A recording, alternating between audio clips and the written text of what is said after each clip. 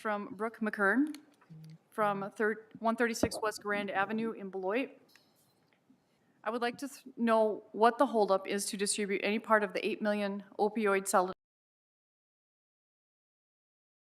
year. People are dying every 7 minutes in this country from fentanyl poisoning.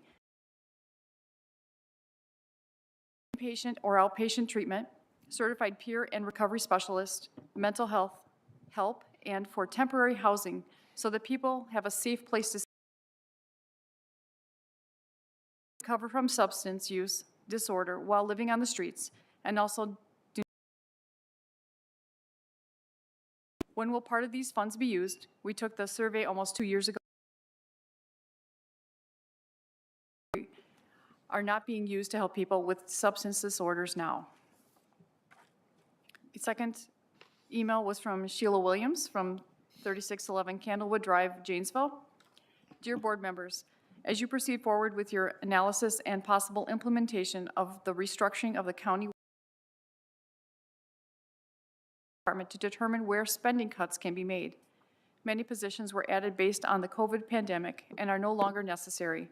Many positions were also added using short-term funding such as ARPA and grant. Additionally, the Rock Haven financial problems have been going on for some time now with no resolution. This is just one example of a major ongoing problem that the administration deflects to the board and expects the board or committee to remedy. This seems to be taking advantage of the board members' time, and these expectations may exceed board members' capabilities, especially if they do not have business or managerial background. As a list of significant issues begin to accumulate, is the county administrator's performance being reviewed? Some of these issues need to be addressed and responsibility shifted back to the proper individuals. Thank you for your time and consideration of these concerns. That is the last of the public comments submitted for the meeting. Any supervisors with communications tonight? Supervisor Rashkin. Thank you. Well, I'd like to take a second and invite everybody here to flock to UROC Social, which is happening on Monday, February 6th, from 4 till 6 p.m. And this is an event that's put together by UW-Whitewater Alumni Foundation. So you can see how UROC and Whitewater are all working together. So look forward to seeing everyone. Thank you. Any other supervisors with comments? Anything from staff? Okay, I do have a couple of things. First is a housekeeping note. When you are about to leave, please pick up all anything that you leave behind, like litter, wrappers, cans, bottles, etc., and make sure you put them in the trash can on the way out. This really isn't the county boardroom. This is a courtroom, and we are kind of the guests here, so we need to respect that. There will be a trash can Up by the door. By the door on the way out. So if you please take care of that, that would be appreciated. Thank you. On another note, I did go to the very first candlelight hike at our brand new Rock River Heritage Park. Great turnout. I got a lot of good feedback from people. The consensus was that people are happy that the Scout Camp is now turned into a county park. I think the best comment I heard probably was from a former Scout who had spent a lot of days and nights out there as a youth, saying that he thought that the county purchasing the park was the best possible outcome, keeping it as natural as possible and accessible to the public. I didn't see Supervisor Rashkin there, but I know he was there. I don't know if any other supervisors were or not. It's really kind of hard to tell in the dark, but it was a good time, and people did appreciate that park. And the last thing I have, last week, everybody got an email about former Supervisor Norvain Pleasant. He passed away about 2 weeks ago. He served his district down in Beloit with dedication and dignity. He served on one of my committees, so I got to know him fairly well. I found him to be a respectful, respected gentleman, if ever there was one. If you have the interest and time, there is a service for him tomorrow down at the First Baptist Church in Beloit. The service will be at noon. There will be a visitation from 11 o'clock until the time of the service. So, Norvane Pleasant. Next item, please. Next item. Item 8, recognition of county employees or others. We do not have any. Item 9, introduction of new resolutions or ordinances by supervisors for referral to appropriate committee. Any supervisors wishing to introduce a new resolution, please bring it forward at this time.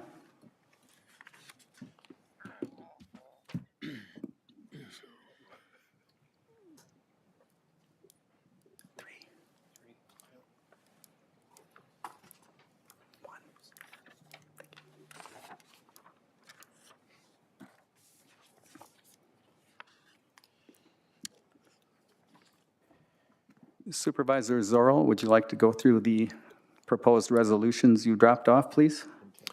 Thank you, Mr. Chair. There's 3 of them. The first one is a resolution to improve communication, employee engagement, encourage innovation, enhance managerial accountability, and reward innovation in Rock County. Ladies and gentlemen, have you ever had a brilliant idea at work but felt like it fell on deaf ears? Well, the Rock County Board of Supervisors is here to listen. We're on a mission to improve communication, employee engagement, and encourage innovation in the county. It's like a garden, you see. If you want it to flourish, you got to give it the tools it needs to grow. And what are those tools, you ask?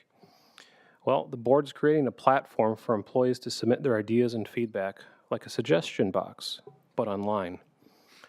Think of it like a seed planted in fertile soil, waiting to sprout. And who's going to make sure it's watered and nurtured? The county administrator or a designated employee relations representative. But what about those managers who might be a little, shall we say, unresponsive? The board is also creating an employee peer review program, like a report card for the grown-ups.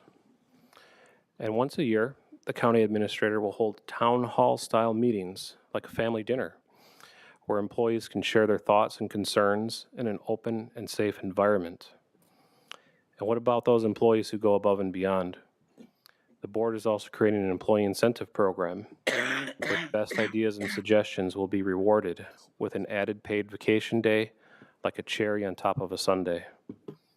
But don't worry, folks, this ain't no rat race. Employees won't face retaliation for participating in these meetings or submitting reviews or ideas. So what's the plan? The county administrator will have 3 months to put these programs in place and report back to the Board of Supervisors on its progress and any necessary actions taken based on the feedback received. And the administrator will ensure confidentiality and anonymity of employee reviews and suggestions, and that all reviews and suggestions are handled in a fair, impartial, and timely manner, and that the incentive program is implemented and tracked correctly. So folks, let's get our ideas sprouting and let's make Rock County a garden of innovation. Next resolution is amending Rock County Board Rule 4G. Have you ever heard of someone getting appointed to a committee before there was a vacancy? Well, it's been happening in Rock County, and it's not just unfair, it's a violation of the rules. But the Rock County Board is here to set things straight. You see, the chairman's been appointing members to committees, commissions, or boards before a vacancy has even occurred, like a game of musical chairs where the music never stops. And it undermines the authority of the county board like a soldier without a commander, and it undermines the democratic process like a rules of procedure 4G is going to be revised to add at the end of it anticipated vacancies, where the vacancy will occur before the next county board meeting may be appointed by the county board chair with confirmation by the county board. And with this amendment, the Rock County Board is going to make sure that the right people are in the right places at the right time and the democratic process is respected. The third resolution is reclassifying funding source for Resolution R-2022-98.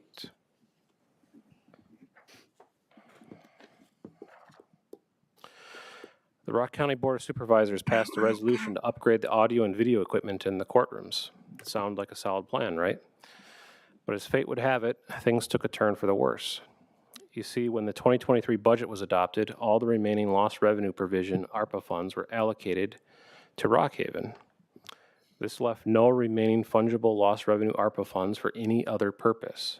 But wait, it gets better. North Carolina has already set a precedent for using ARPA funds to provide funding for social distancing due to the COVID-19 pandemic. And, as if on cue, the United States Treasury released the final rule for state and local fiscal recovery funds, which allows for the use of these funds for technology infrastructure resources to improve access and to the user experience of government information technology systems. But you might be wondering, why is this important? Well, let me paint a picture. Employee turnover is like a leaky faucet. It's expensive and wasteful to taxpayers. And one of Rock County's primary tools to reduce employee turnover is higher wages that are more aligned with the current market rates. But we have insufficient funds to fully implement these recommendations in 2023. So what can we do? Get creative and reclassify the funding source of the audio and video equipment upgrade and return those funds to the sales tax account. Then these funds can be used for one-time retention bonuses in 2023 and 2024 to assist the county until sufficient funding is available to fully implement the recommendations of the McGrath wage study. It's like taking lemons and making lemonade. We can take a situation that isn't ideal and then make it work to make sure our employees are taken care of. And that's what we all want, isn't it? To be taken care of? But before you start thinking this is a free-for-all, let me clarify. None of this funding shall be used to pay retention bonuses to any employee making over $48.08 an hour or over $100,000 per year. The county administrator shall and will be subject to future confirmation by the Rock County Board of Supervisors. So folks, don't let a little setback get you down. Be like Rock County and make lemonade out of lemons. Point of order. Mr. Greenlee, is there anything in the rule book about the reading, because like editorials at introductions? There's no explicit rule that defines the scope of what any member can or can't say directly once they have the floor. By board custom over the years, that time has been used for a brief explanation of the mechanics or the substance of the resolution that's being introduced by the supervisor, but control of that time is up to the chair and the board to monitor. Thank you. Supervisor Richard, are you done? Yes, thank you. Sure. Supervisor Richard? Thank you, Mr. Chair. I'll be brief. My resolution has three parts. One is based on the wage grid implementation being delayed till at least March for all of Rock County employees. This would propose that we give the budget of 4% employees. And secondly, that Human Resources hold employee meetings across all county departments to communicate the proposed wage grid and receive employee feedback on it. And thirdly, there's been approximately four employee groups that are in urgent need of some wage increases to help with recruiting and retaining employees. This would ask Human Resources to put together a proposal to add stipends, pay stipends, temporary stipends of about 50 to 75% of the proposed wage increases, and have those go into effect by April, and then continue until the wage grade increases are implemented. Thank you, that's all. Thank you. Anyone else? Next item, please. Next item, item 10, reports. We do not have any reports this evening. Item 11, new business. 11A, supplementary appropriations and budget changes. We're going to take 4E3 at this time. Amending the 2023 Human Services Department budget to accept additional targeted safety support grant funds and creating 1.0 FTE lead worker and 1.0 FTE Human Services Professional 6. Moved by Supervisor Knutson, seconded by Supervisor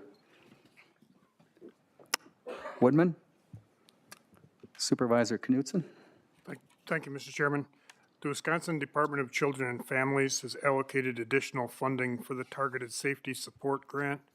This funding is to enhance and expand targeted safety support that is designed to monitor and support safety plans, develop informal supports within family systems, enhance protective capacities for parents, and train Child Protective Services staff in safety management. Rock County was awarded $493,358 in federal funds and will provide $48,793 in county match, which is already included in the 2023 adopted budget. These funds will primarily be used to hire a lead worker and a human services professional, which is an outpatient therapist, and provide additional funding for housing, daycare, respite, and other concrete resources for families.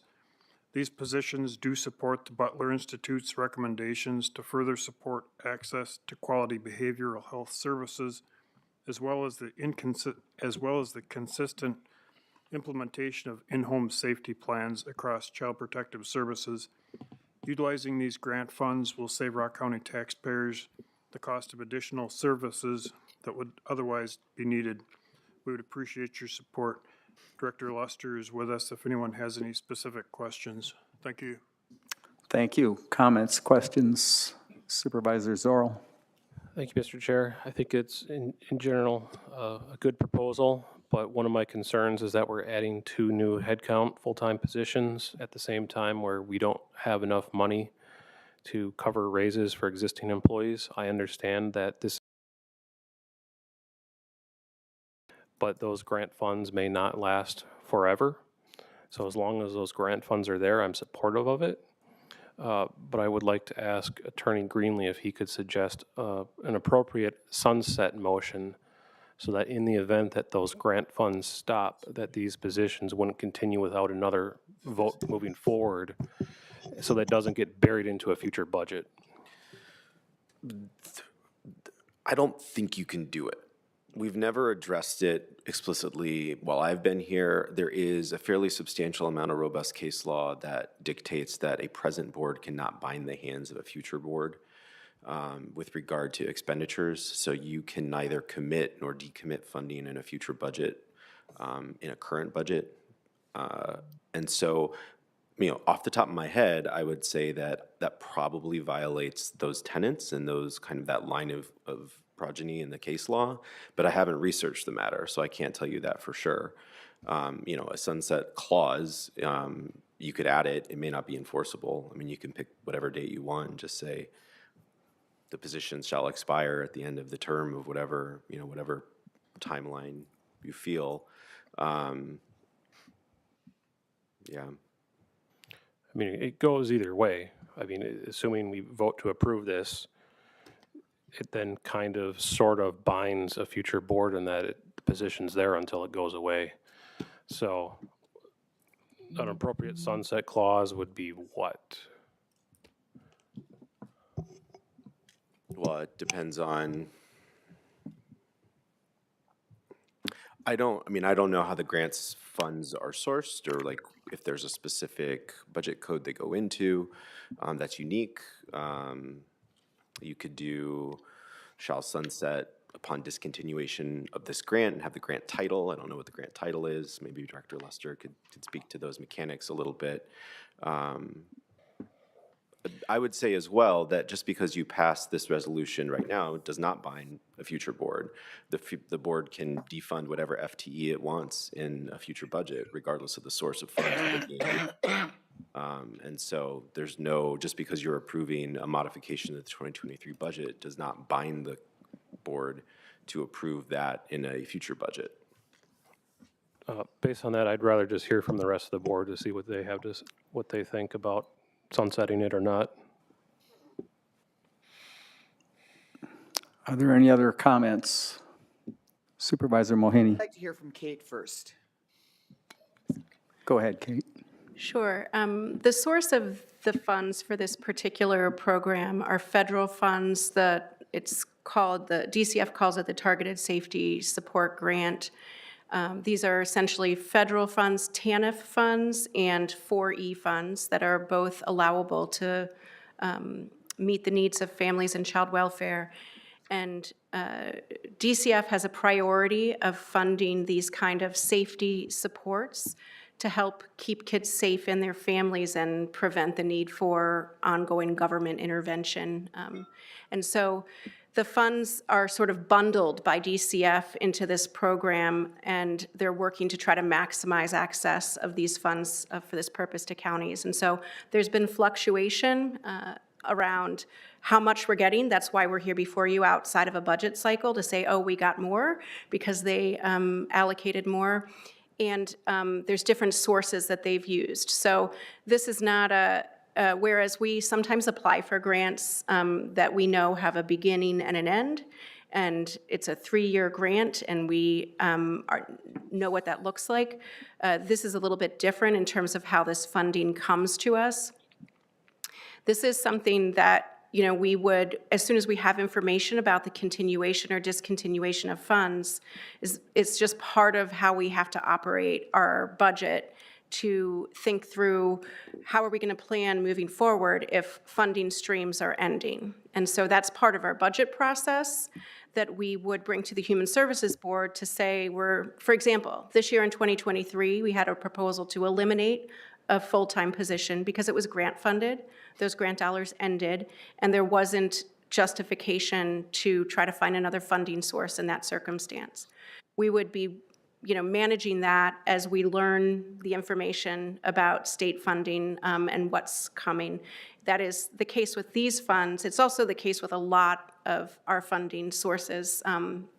So much of what we have, we rely on the state and federal funding sources, which are not always predictable. So learning what to expect and modifying our budget in accordance is how we would approach that in our dialogue with the Human Services Board and the budget, and then ultimately this body. Questions, comments? Questions, comments? Supervisor Woodman. Yes, as we discussed in our committee meeting, that we would have quarterly reports on these positions to see just exactly how effective they are, and that it would help us meet part of the Butler report that we are trying to accomplish. Other comments, questions?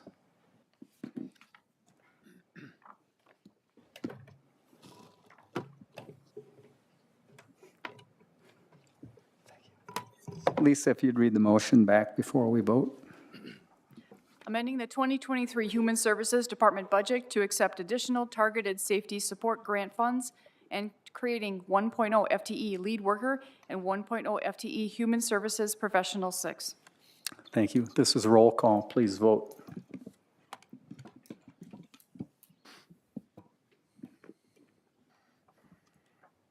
Yes, 21, no, 0, 8 absent. Thank you. Next item, please. Next item. Item B, contracts. We don't have any additional. Item C, authorizing ban of TikTok on county devices. Moved by Supervisor Woodman, seconded by Supervisor Mohani. Supervisor Woodman.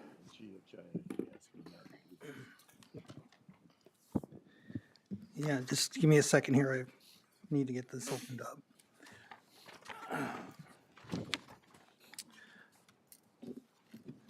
This would be added security for the county if we ban this on all county-owned devices. After talking with IT tonight, I would like to offer an amendment that we strike, be it further resolved, the county will restrict asset to password-protected county information systems from personal-owned devices, because we do have a security system that does cover that, and we can come back to this issue at another time. So if I could get a second, I'd like to amend that to strike. Okay, we have an amendment and a second by Supervisor Fox. Discussion. Can I get a clarification on your amendment? What are you striking? The very last, be it further Yeah, resolved? be it resolved. Thank you. Comments, discussion on the amendment?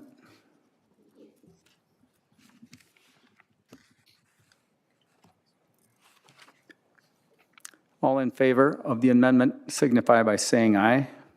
Aye. Opposed? Okay, back to the original motion that is now amended. Any comments, questions? Supervisor Zorl? Thank you, Mr. Chair. I've got 3 questions. First one is, how will the county ensure compliance with the ban? Second one is, what resources will be required to enforce it? Third one is, how will this ban be communicated to the employees and citizens of Rock County?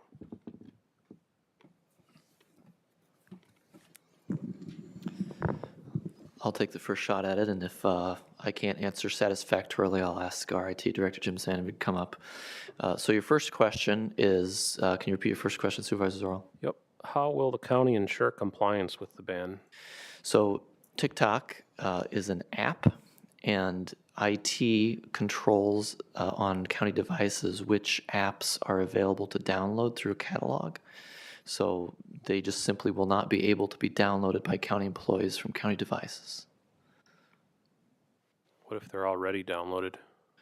Then IT will be able to remove them. They shouldn't be downloaded right now in any case. But the IT tracks which apps are on which devices and will know, and will be able to take the corrective action. And then what resources will be required to enforce it? There really won't be any resources required once the catalog is established that doesn't include it. Then there really is no action necessary to monitor it because they won't be able to be downloaded. And how will this ban be communicated to the employees and citizens of Rock County? Well, typically, IT would communicate out through their service catalog what is available. From a county employee standpoint, it simply would not be there. My understanding is that there isn't really any usage of TikTok on county devices right now, other than that we had some conversations with the Sheriff's Office about using TikTok for recruitment. We have a process in place where departments officially can't use social media unless they get approval in order to archive social media. So we know from that perspective that it's not been used officially by departments other than that one conversation we had at the Sheriff's Office. So in that regard, we certainly can send out a message if the board feels that we ought to let folks know that. I don't know there'd be a significant amount of questioning by county employees about why it isn't available if they don't see it available. And I don't know that we would have a plan necessarily to communicate it to the public about this action taken in any way we would or would not communicate other things that the board does. So I don't think we have a plan for communicating it to the public. That answers the questions. Thank you. Other comments, questions? Okay, we have a motion and a second for the amended motion to ban TikTok from county devices. All in favor signify by saying aye. Aye. Opposed? Thank you. Next item, please. Item 11D, authorizing overlap of the Finance Department's printing services coordinator position. Moved by Supervisor Mohini, seconded by Supervisor Bryan. Josh, did you want to talk to that one? Thank you, Mr. Chair. So the Finance Director is asking that we approve an overlap for the position of Printing Services Director. The incumbent is retiring in March. We're currently advertising. Our current policies allow a 2-week overlap without board approval. What this will do is just provide a little more flexibility if we have a candidate and the start date could be earlier than that 2-week time period. For training, we have some specialized equipment that we use for printing that would be good to get some training on. It's also possible that just the timing works out where we aren't able to overlap more than the 2 weeks, but this just would give us some flexibility in the hiring process. Comments, questions?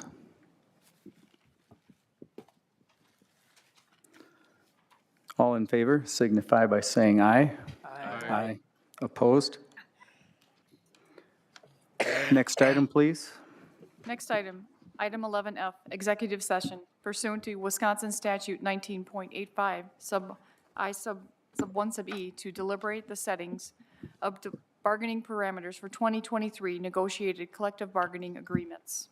Moved by Supervisor Fox, seconded by Supervisor Peer. This will be roll call. please vote to go into executive session. 21 yes, 0 no, 8 absent. Okay, it will take, how many minutes?